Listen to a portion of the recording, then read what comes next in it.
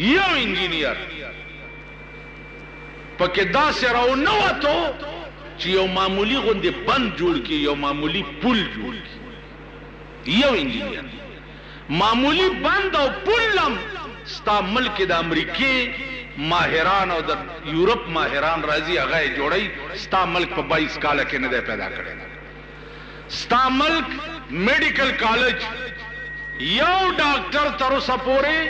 نه دی پیدا کړی چې یو معمولی ټانکه ولګي. دا د دوی غوندې ډاکټر خو زه یم، د دوایي دکان کې ناست یم، هلکه څوک چې ټوخېږي دغه کورک شربت ورکه، ایجنټ براشي او درته به وایي چې دا زما د دونۍ شملې داسې خوږې دي چې پکې ګوړه او چیني ګډ وډ پراته،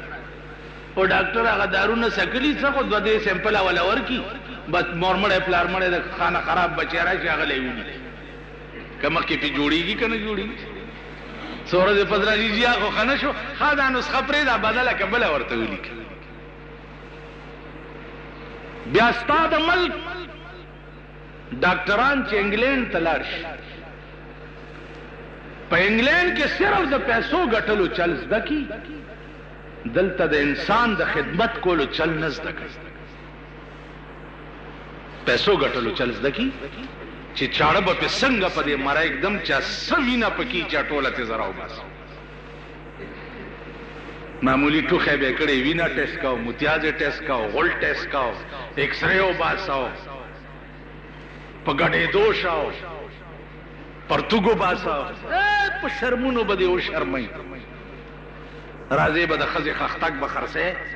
او 800 روپۍ به پیدا کړئ. څه چل دی ټیسټونه یې تباه او غرق ځکه دی چې په دې حکمران داسې نه دي راغلي چې هغه قابل او د ملک او د قوم درد وي په زړه کې. بله ورځ اکسیډنټ شوی و، زه هسپتال کې ولاړم، زمونږ دا وزیران راغله، دا د دې ځای دا کوڅه ډب دا راغله، وزیر هیلت راغی او صحت راغی او فلانی راغی، چې راغله نه بارکونو ته ننوته، نه مریضانو کته، نه څوک وکته، خو راغله او داسې چکر یې والو، بیا موټر کې کېناسته وتښتېد. نو عزیزانو الحمدلله چې څنګه قوم دی دغسې پې خدای حکمرانان راوستي دي، چې څنګه قوم دی دغسې ورسره کي، او چې څه کېږي ډېر ښه کي. خدای ظالم نه دی، مونږ ظالمان که دی. مونږ سره چې څه کېږي دا زمونږ د اعمالو ایشامت اعمال ماست صورت نادر گرفت. دا زمونږ عملونه دي چې په مختلف شکل کې په مونږ نازل. نننۍ ورځ زمونږ عمل چې دی د بجټ په شکل کې عذاب دی په مونږ نازل دی. نو دا زخم به سبا ساټئ پورې سټئ، سبا بل سبا ورپسې صوبایي بجټ را روان دی.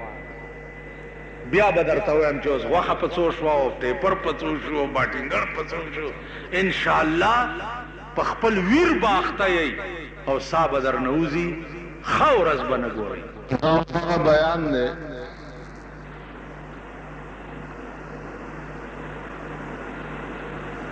چې څو جمعو نه ستاسو په مخ کې را روان دی.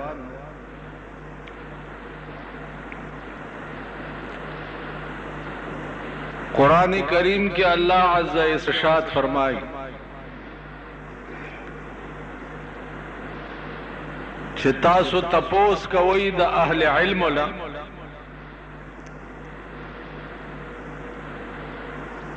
په هغه وخت کې چې تاسو نه پوهېږئ.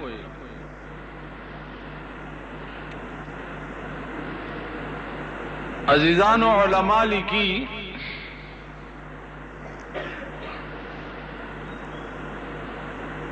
چې دې آیت کریمه نه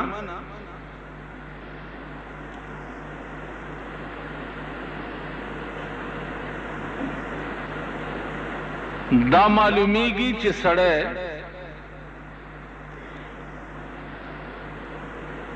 برای راست استنباط د قرآن او د حدیث نه دا قطن نشي کولی سو پورې چې د چا تقلید نه کړي.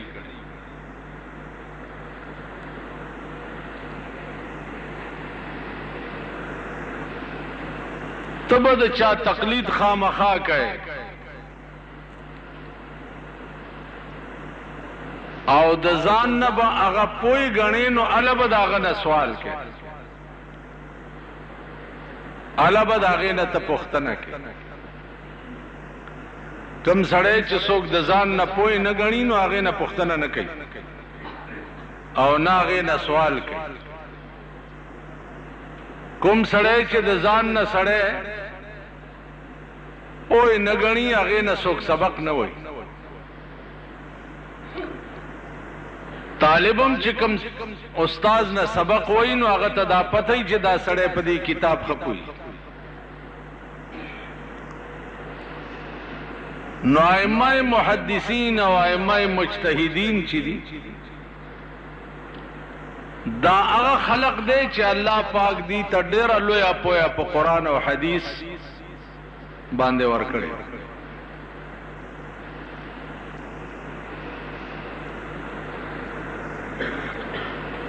او په دې ائمه مجتهدینو کې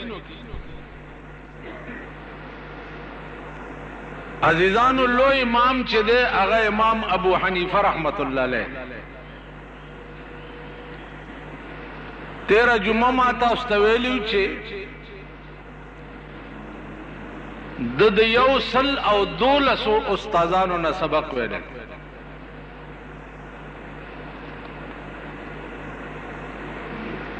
دا امام جعفر صادق رحمت الله علیه چې دی دا هم د امام ابو حنیفه رحمت الله علیه استاد امام جعفر صادق هغه مجتهد دی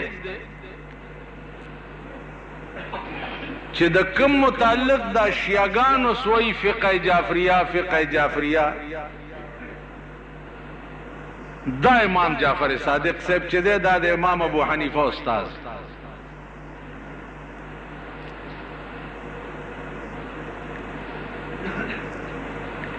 او سوال دا دی چې امام جعفر صادق د امام ابو حنیفه استاد دی نو بیا فقه حنفی او فقه جعفریه کې فرق دی چې هغه فقه د شیعاګانو دا او دا زمونږ ده نو دا یو ټکی دلته یاد لرئ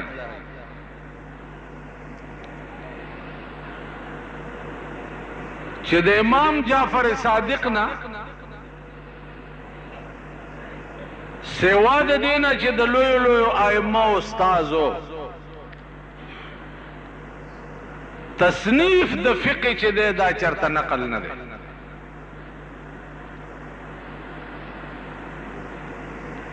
امام جعفر صادق صاحب چې دی د اس کتاب تصنیف نه دی کړی او د فقه جعفریه تصنیف چې دی د امام جعفر صادق نه دی کړی دا د جعفر صادق صاحب نه 1.5 کال رستو د شیعو مجتهدینو دا فقه جوړه کړې ده چې چاته اوس دی فقه جعفریه وایي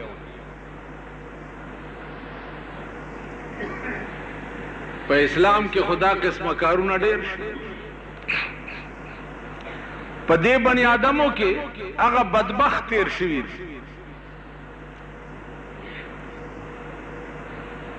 چې په خپل لاس به یو شی ولیکلو په خپل لاس او دې قوم ته به وایي چې هذا من عند الله دا د خدای کلام او لیکلی به په لاس نو قرآن کریم خیره ورته وکړي چې ویل للذین یکتبون بأیدیهم ثم یقولون هذا من عند الله هغه لاسونه دې هلاک شي هلاکت وي د هغه کسانو د پاره چې کوم کسان په خپل لاس یو شی ولیکي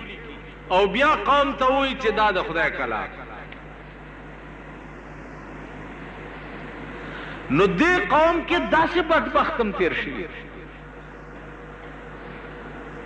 لکه زمونږ د ملک تاسو وګورئ ډېر سیزونه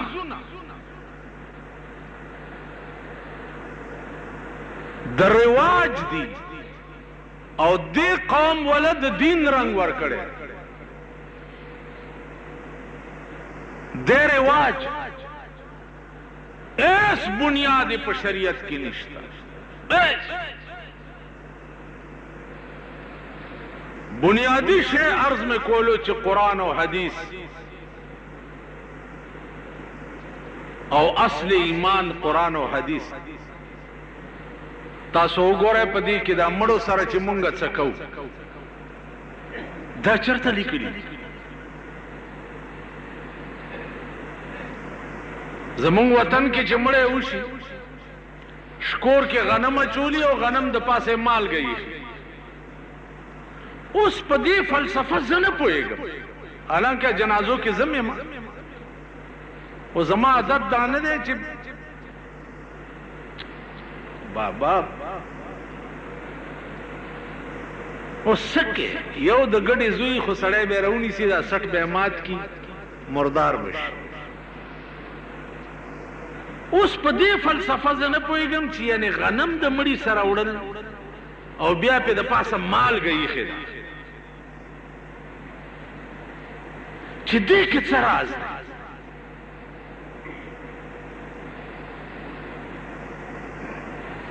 دا راز دی چې دا منکر نکیر به دننه دا غنم وریتهیي او بیا به پې دا مالګې او مالګېجنې اوبه ور واچوي که نه خولې به یې ترسکونې شي دې مړي ته به څه وایي نه که څه په دې زه نه پوهېږم په پېښور کې وګورئ زمونږ د دې پېښور رواج دی چې لوی دیګ حلوا به پخه کي لاندې باندې به روټۍ وي او منځ کې به حلوا وي دا به دیرې ته یوسي او شور غوبل به جوړي اونو جوړي دے دے اونو جوړي دے دے اونو جوړي جوړي هغې ته وایي چې لاندې باندې دوه روټۍ او منځ کې حلوا وي مونږ هم پکې صاحب لسته جوړی والو هغه مسله د مړي چې هغې نه هم تاو کړي و هغه ورځ مې یو جنازه کوله ویلو درېږه مسله نشته لکه صبر وکړه ویل مسله نشته خدای دې بیخ په مسله وباسه کابل دومره غوندې حکومت دومره تاسو ورشئ د کابل په حکومتونو د ظاهر شاه یا د داود په وخت کې چا نوم اخیستی شو د بلې ډلې نوم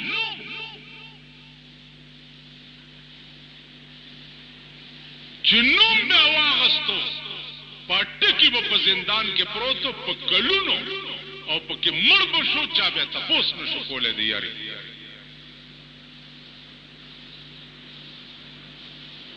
نن ستا ملک ازادي ده صاحب قادیانې هم پکې تقریر کوي رافیزي هم پکې تقریر کوي چکړالي هم پکې کوي بهاولي هم پکې کوي شیعاګان هم پکې کوي ولاو ازاد ولې لکه جمهوریت خزی آزادی گرزی دالے لگا جمہوریت اس کا خزو خلاف سے خبر ہے کہ خزی جلوس بس لاہور کے میں یو ٹکے کڑے اسے چې تیرالم سبا زما خلاف لاہور کے خزو جلوس ہوئی چاہے بجلیگر ملاسه شراوی نیسی خزی چیز تیراغلے ہو اس چلا خزو رانی والی نازیزان و عرض میں داؤ چی دین تا سپک گورئی سپک اور رکھے گئی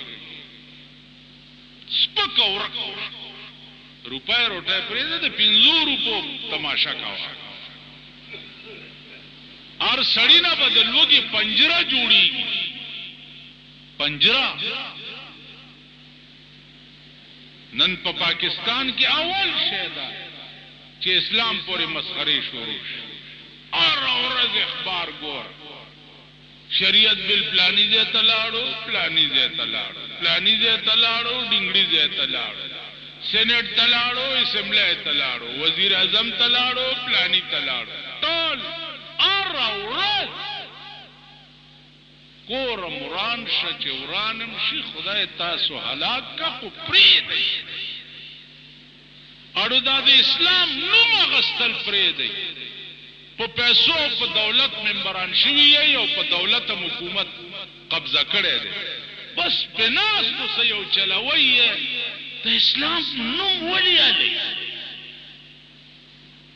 پرېږدئ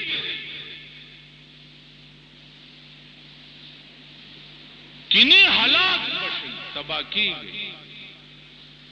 د اسمان اراده ما ته ګوره خې نخ کاری دی پاکستان د اسمان اراده خې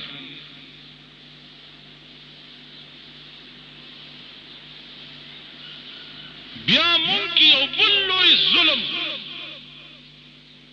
چې کوم ظلم راکې وشي پروا پې نه راځي اړو دا وایو نه چې افسوس ته دا وشو په پنډای کې بل ورځ دماکه شوې خلک پکې تیکه تیکه شي تیکه تیکه د چا پې پروا نه که څوک ډرایور دی ټر ټور ډنګ ډنګ که څوک دکاندار دی والا اخرا والا اخرا پوه شي څوک اډو دا ورته احساس نه کیږي چې دا ولې پلانی سره دا وشو ما سره هم دا کېدی شي دا احساس دې بدبخت قوم نه ووتو پخوا به لسم مالت کې چرته مړی وشو شلم مالت لرې به تا پې جړل په وینو چې یاره دا مړ ولې اوس در سره کوڅه کې مړی شوی مازدیګر پرون په لاره تېرېده اوس څه کې وایي د مورې توره شړی لنګ د مورې توره شړی لنګ او د لور کاسیر یې څومره درنګ دی میندې پردي تماکو پاکوي تماکو مزدوري کوي د هغې د زوی واده دی چې حال دی لیدلی دا د دنیا لچګان او غونډګانې راغونډ کړي صاحب ښځې دي صاحب بس تر دې شونډې سرې کړي دي او بټوې په دغه چولې امرا روانې ډوب زمبۍ زمبۍ کی مانوس خو زه پې راتېرېدم ما ته یې که ته خندلې چې ګینې خدای ته دې ووایه که راته څه ویلی شي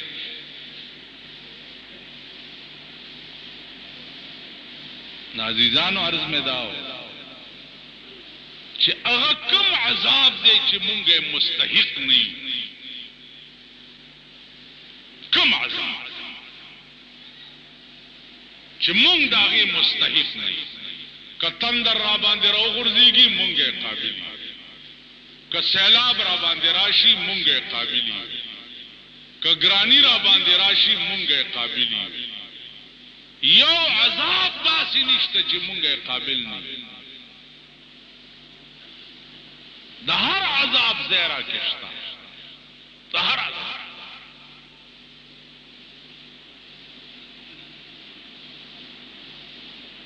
زمونږ د آینده نسل وګورئ تباه کېږي لګیا آینده نسل تباه کېږي لګیا د غریبانو اولاد وګوره په سینماګانو کل هم دا څومره بایسکوپونه چې په پېښور کې دي کل هم د غریب اولاد پکې ویډیو گیمونو کې وګوره کل هم د غریب اولاد پکې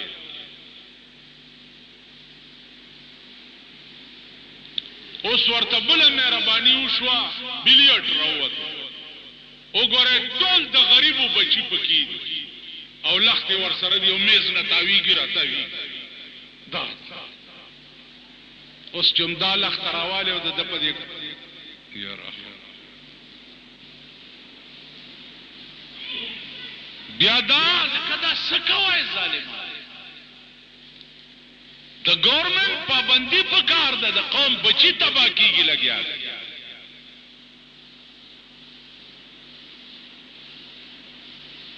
گورنمنٹ جوک ده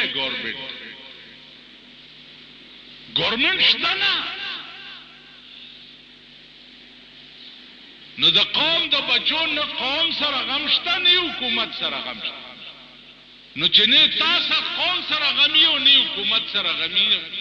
نه مور او پلار سره غمی په تندر دی ولګي چې چرته لګېدلې تباکی آینده نسل به ټول دمان او کنجران ټول د غریبو کورونو کې وګوره په معمولی ټلویزیون